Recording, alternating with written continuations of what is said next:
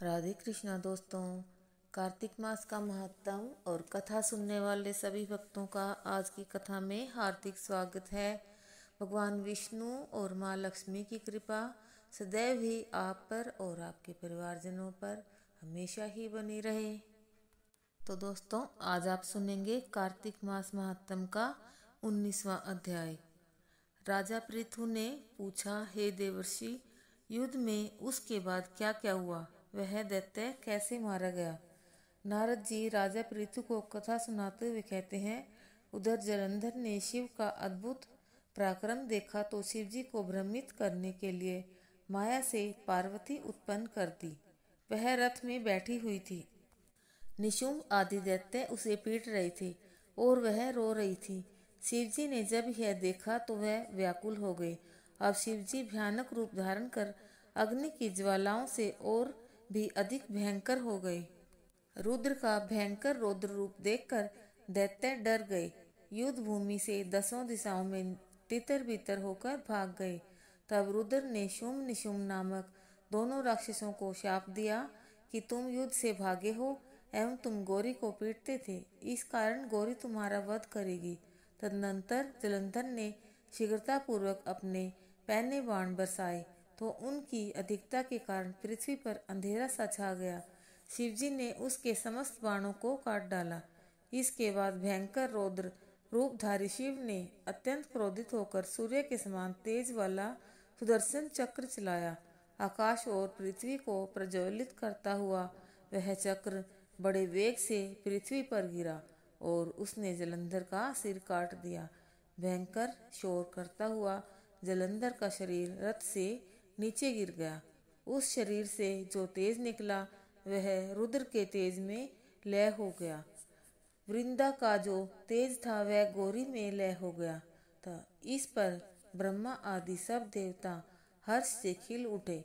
उन्होंने शिवजी को प्रणाम किया और विष्णु का समाचार उन्हें सुनाया कि किस प्रकार विष्णु वृंदा की चिता की भस्म के साथ बैठे हुए हैं। बोलो विष्णु भगवान की जय। अब आप सुनेंगे 8वां वार की कथा। एक माँ बेटा थे। माँ गंगा जी नहाने गई तो बहू से कह गई कि मेरे बेटे को सुबह रोटी दे दियो। उसने कहा, अच्छा दे दूंगी। सुबह बेटा बोला, माँ माँ रोटी दो। बहू बोली, ना माँ है ना रोटी, कमा के लाओगे तभी रोटी दूंगी। वह बोला, भगवान मैं तो कमाना न जानूं, लेकिन बहू नहीं मानी। उसने कहा, अच्छा तो 4 रोटी आम का अचार दे दो। बहू ने बनाकर दे दी। वह रोटी लेकर कुएं की पाल पर जाकर बैठ गया और कहने लगा, राम कमानो न जानूं, भगवान ब्राह्मण का वेश बनाकर आए। बोले, तुम ऐसे उदास क्यों बैठे हो? वह बोला, मेरी पत्नी ने कहा है कि कमा के लाओगे तो रोटी मिलेगी, पर मैं कमाना नहीं जानता। ब्राह्मण भगवान बोले, भैया कमाना तो मैं भी नहीं जानता, हाँ पर मैं 8 वारों का नाम जानता हूँ जिससे तेरे अटूट भंडार हो जाएंगे। चावल के दाने और पानी की घंटी ले लो, ढके बर्तन को उघाड़ो, ओदों को सीधा करो। ब्राह्मण ने कही, उसने सुनी। इतवार, सोमवार, मंगलवार, बुधवार, बृहस्पतिवार, शुक्रवार, शनिवार 8 वारों का आसरा, भरियो पीहर सासरा। अटूट भंडार होते चले गए। घर पहुंचा तो बीवी बोली, क्या लाए? उसने कहा, 8 वारों का नाम लाया हूँ। बीवी ने सोचा, चलो कुछ तो लाया है। चावल के दाने और पानी की घंटी ला, ओंधों को सीधा करो, ढकों को उगाड़ो। उसने कही, उसने सुनी। इतवार, सोमवार, मंगलवार, बुधवार, बृहस्पतिवार, शुक्रवार, शनिवार 8 वारों का आसरा, भरियो पीहर सासरा। अटूट भंडार होते चले गए। बहू से बोला, मैं बेटी के जा रहा हूँ। फटे से कपड़े पहनकर बेटी के गया। बच्चे बोले, नाना आए, नाना आए। बेटी बोली, कैसे भेष में आए हैं? बच्चे बोले, मैले भेष में आए हैं। बेटी बोली, आए क्या हैं? 2 दिन की रोटी तोड़ने आए हैं। सच है, गरीबी सब कुछ कहला देती है। बेटी से कहा, बेटी 8 वारों की मेरी कहानी सुन ले। उसने कहा, पिताजी मेरा मुंह जूठा है। उसके पिता भूखे ही सो गए। अगले दिन बेटी को तरस आया तो पिता से बोली, पिताजी पिताजी अपनी कहानी सुनाओ। पिताजी ने कहा, चावल के दाने लाओ, पानी की घंटी लाओ, डकों को उखाड़ो, ओंधों को सीधा करो। पिता ने कही, बेटी ने सुनी। इतवार, सोमवार, मंगलवार, बुधवार, बृहस्पतिवार, शुक्रवार, शनिवार 8 वारों का आसरा भरियो पियर सासरा अटूट भंडार होते चले गए। बेटी भर भर के बोइये बांटने लगी। पड़ोसन ने कहा, तुम तो कह रही थी मेरा बाप कुछ नहीं लाया, फिर ये भर भर के बोइये कैसे बांट रही हो? बेटी ने उत्तर दिया, मेरे बापू तो खाली हाथ ही आए थे। ये तो 8 वारों की कहानी का फल है। पड़ोसन बोली, अपने बापू से हमको भी कहानी सुनवा दो। उसने पिताजी से कहा। वह बोला, आज तो मेरा मुंह झूठा है, कल सुना दूंगा। अगले दिन उसके बाप ने पड़ोसन को 8 वारों की कहानी सुनाई तो उसके भी खूब अटूट भंडार हो गए। जैसे उस ब्राह्मण के 8 वारों की कहानी से सबके अटूट भंडार भर गए। कहते सुनते उकारा भरते के सबके भरे। अब आप सुनेंगे नितनेम की कथा। 2 माँ बेटी थी। वह रोजाना नितनेम की कहानी कहा करती थी। उसकी बेटी ने कहा, माँ मैं नितनेम की कहानी कहूँगी। माँ ने कहा, बेटी तेरी कहानी ससुराल में कौन सुनेगा? उसने जिद की और नितनेम की कहानी कहने लगी। उसकी शादी हुई, ससुराल गई तो वह सबसे कहती कि मेरी कहानी सुन लो। सभी कुछ न कुछ बहाना बनाकर टाल देते। कोई कहानी नहीं सुनता तो वह भूखी रहती। एक दिन पड़ोसन बोली कि मैं तेरी कहानी सुनूंगी। वह आती, कहानी सुनती तो बहू खा लेती। एक दिन ननंद ने अपनी माँ से कहा कि माँ, भाभी पड़ोसन के कहने पर तो खाना खा लेती है और हम कहते हैं तो नहीं खाती। माँ ने कहा, उससे मना कर देना। उसने कहा, अच्छा। लड़की ने पड़ोसन से मना किया तो पड़ोसन ने अपने पति से कहा कि उसकी बेटी मना करती है। पति ने कहा कि उसकी माँ मना करे तो मत जाना। अगले दिन सास ने मना कर दी तो पड़ोसन नहीं आई। बहू की कहानी कोई नहीं सुनता तो वह भूखी रहती। ससुर ने पूछा कि बहू कैसी है तो सास ने कहा कि अच्छी है, काम काज तो कर लेती है मगर खाती नहीं है। ससुर ने कहा कि बड़े घर की बेटी है, काम करने से थक जाती होगी, इससे काम मत कराया करो। लेकिन वह फिर भी नहीं खाती। धर्मराज का आसन डोल उठा कि इस नगरी में ऐसा कौन है जो भोजन नहीं करता, उसे बुलाओ। स्वर्ग से विमान आया तो सास बोली, मैं चलूं? तो बहू ने कहा, तुम्हें तो बहुत काम था, मेरी कहानी सुनने का समय नहीं था। जिठानी ने कहा तो कहने लगी कि तुम्हें तो मालिक का खाना बनाना है। ननंद ने कहा तो कहने लगी कि तुम्हें तो गुड्डे गुड़िया खेलने से ही फुर्सत नहीं है। पड़ोसन बोली कि मैं चलूं? तो बोली कि हाँ चलो, तुमने ही मेरी नितनेम की कहानी सुनी। वह अपने मालिक के पास गई। मालिक बोला कि तू तो बड़ी भाग्यवान है जो जीते जी जा रही है, मर कर तो सभी जाते हैं। वह भी गई। बोलो नितनेम बाबा की जय। अब आप सुनेंगे तारा भोजन की कथा। एक राजा की लड़की तारा भोजन करती थी। उसने अपने पिताजी से कहा, पिताजी मुझे 9 लाख तारे बनवा दो, मैं दान करूंगी। राजा ने सुनार को बुलाया और कहा कि मेरी बेटी तारा भोजन करती है, तुम 9 लाख तारे बना दो। सुनार सूखने लगा। सुनारी ने पूछा कि तुम उदास क्यों रहते हो? उसने कहा, राजा ने 9 लाख तारे बनाने के लिए कहा है, मैं कैसे बनाऊं? मुझे तारे बनाने नहीं आते। राजा जी की बात है, जन बच्चा कोल्हू में पिलवा देगा। सुनारी ने कहा, इसमें परेशान होने की क्या बात है, गोल सा पतरा काट के कलियां काट देना, राजा ले जाएगा। सुनार ने ऐसा ही किया। राजा ले गया। राजा की लड़की ने 9 लाख तारे और बहुत सा दान दिया। भगवान का सिंहासन डोलने लगा। भगवान ने कहा, देखो मेरे नेम व्रत पर कौन है? 3 कूट देखा तो कोई नहीं था। चौथे कूट देखा कि राजा की लड़की तारा भोजन कर रही है। भगवान ने कहा, उसे ले आओ, उसने व्रत किए हैं। भगवान के दूतों ने कहा, चलो तुम्हें भगवान ने बुलाया है। उसने कहा, मैं ऐसे नहीं जाऊंगी, मैं तो सारी प्रजा को, उस सुनार को जिसने मेरे लिए तारे बनाए, जिसने कहानी सुनी, सबको लेकर जाऊंगी। दूत उसके लिए बड़ा विमान लाए कि चलो। वह कहने लगी, हाँ अब मैं चलूंगी। सब विमान में बैठकर जाने लगे। रास्ते में उसे अभिमान हो गया, तारा भोजन मैंने रखे, सारा गांव चल पड़ा। अगर मैं तारा भोजन नहीं करती तो ये सब स्वर्ग में कैसे जाते?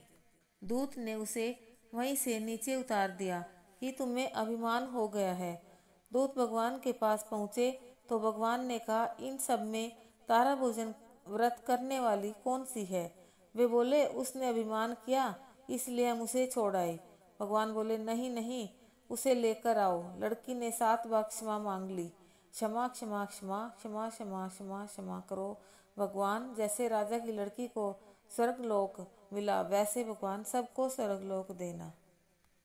अब आप सुनेंगे विनायक जी की कहानी। एक बार विनायक जी महाराज एक चुटकी में चावल और एक में दूध लेकर घूम रहे थे और कह रहे थे कि कोई मेरी खीर बना दे। एक बुढ़िया माई बोली कि ला मैं खीर बना दूं। वह एक कटोरा ले आई। तब विनायक जी बोले कि बुढ़िया माई कटोरा क्यों लाई है, भगोना लाकर चढ़ा दे। तब बुढ़िया माई बोली कि इतने बड़े भगोने का क्या करेगा, कटोरा ही बहुत है। विनायक जी ने कहा कि तू चढ़ा कर तो देख। बुढ़िया माई ने भगोना चढ़ा दिया और चढ़ाते ही वह दूध से भर गया। फिर विनायक जी ने कहा मैं बाहर जाकर आता हूँ तो तू खीर बनाकर रखियो। खीर बनकर तैयार हो गई, परंतु विनायक जी महाराज नहीं आए। तो बुढ़िया माई का मन ललचा गया और वह दरवाजा बंद करके खीर खाने लगी और बोली कि विनायक जी महाराज भोग लगाओ, और खीर खाने लगी। इतने में विनायक जी आए और बोले बुढ़िया माई खीर बना ली। बुढ़िया बोली हाँ आकर जीम लो। विनायक जी बोले मैंने तो जीम लिया, जब तू जीमने लगी तभी मैंने भोग लगा लिया था। तब बुढ़िया माई बोली कि तुमने तो मेरा पर्दा हटा दिया, परंतु किसी और का पर्दा मत हटाना। तब विनायक जी महाराज ने खूब धन दौलत भर दिया। हे विनायक जी महाराज, जैसा बुढ़िया माई को दिया वैसा कहते सुनते उकारा भरते सबको देना। अब आप सुनेंगे लपसी तपसी की कहानी। एक लपसी एक तपसी था। तपसी तो भगवान की तपस्या करता था और लपसी सवा शेर की लपसी बनाकर भगवान का भोग लगाता और लोटा हिलाकर जीम लेता। एक दिन दोनों लड़ने लगे। लपसी बोला कि मैं बड़ा हूँ और तपसी बोला कि मैं बड़ा हूँ। इतने में नारद जी आए और पूछा कि तुम क्यों लड़ रहे हो। लपसी ने कहा मैं बड़ा हूँ और तपसी ने कहा मैं बड़ा हूँ। तपसी बोला मैं सारे दिन भगवान की पूजा करता हूँ। नारद जी बोले कि तुम्हारा फैसला कल कर दूंगा। दूसरे दिन तपसी नहाकर आने लगा तो नारद जी ने 1.25 करोड़ की अंगूठी उसके आगे फेंक दी। उसने आंख खोल कर देखा तो 1.25 करोड़ की अंगूठी पड़ी है। तब तपसी ने वह अंगूठी उठाकर बगल के नीचे दबा ली और तपस्या करने लगा। लपसी सुबह उठकर नहाकर 1.25 सेर लपसी बनाकर भगवान का भोग लगाकर लोटा हिलाकर जीमने लगा। इतने में नारद जी आए और दोनों को बिठाया। तब दोनों बोले कि कौन बड़ा है। तब तपसी ने कहा मैं बड़ा हूँ।